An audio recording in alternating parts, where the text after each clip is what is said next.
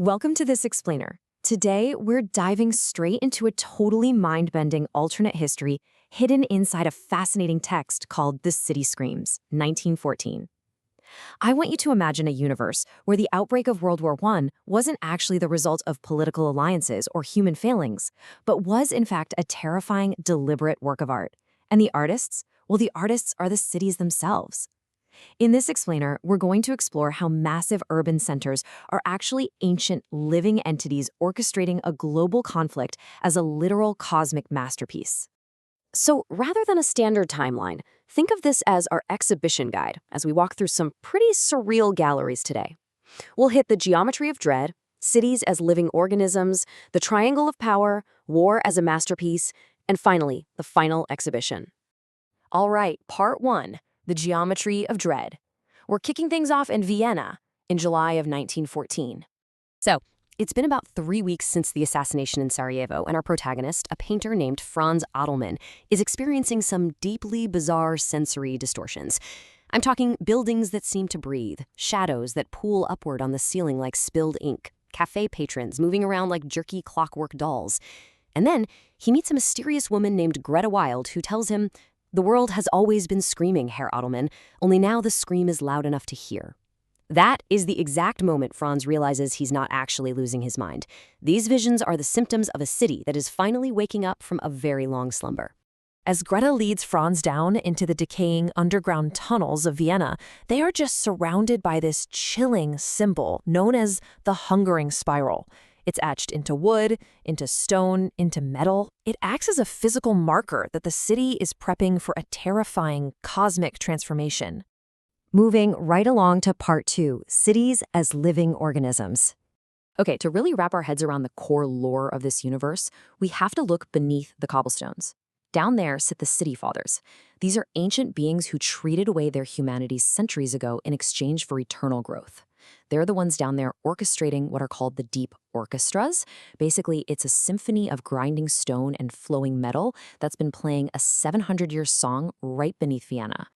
I mean, this completely flips human life on its head. The architecture we build, the streets we pave, they're really just clever disguises for a massive organism. Buildings are living organs. Tunnels are pulsing arteries. Citizens are totally oblivious to the fact that their daily lives are just acting as blood cells, feeding a dermot giant. Makes you kind of rethink complaining about public transit, doesn't it?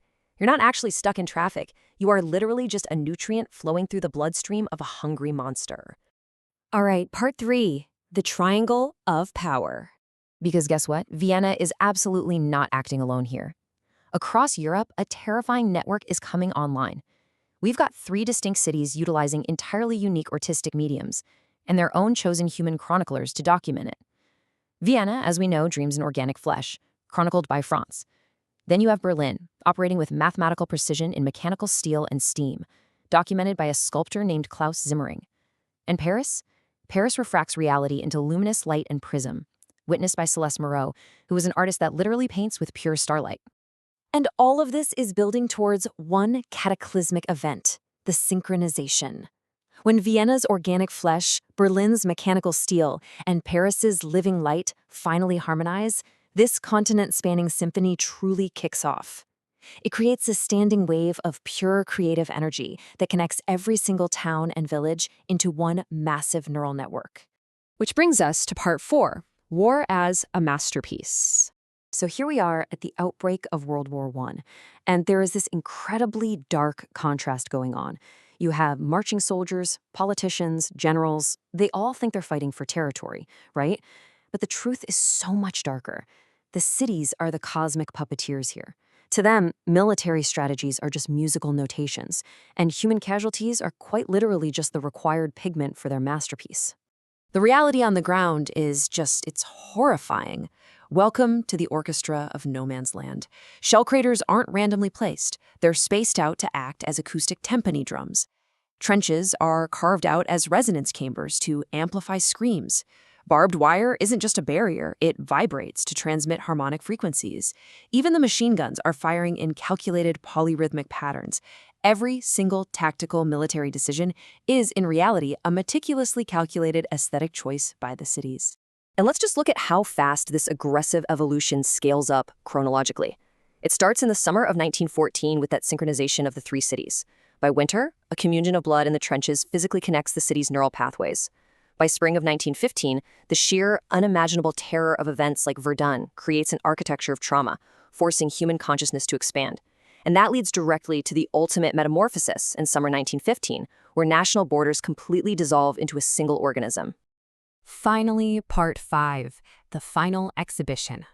So what actually happens when a cosmic masterpiece is finished?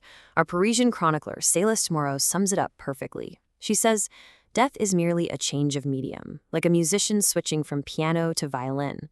The cities don't look at millions of dead humans as a tragedy. To them, it's just a translation into a larger collective awareness. That individual consciousness is absorbed straight into the architecture. They aren't gone. They have simply changed mediums." During this final metamorphosis, human individuality vanishes entirely. It dissolves into the collective mind. National governments, they're reduced to mere performance ensembles. And then, the cities literally uproot themselves.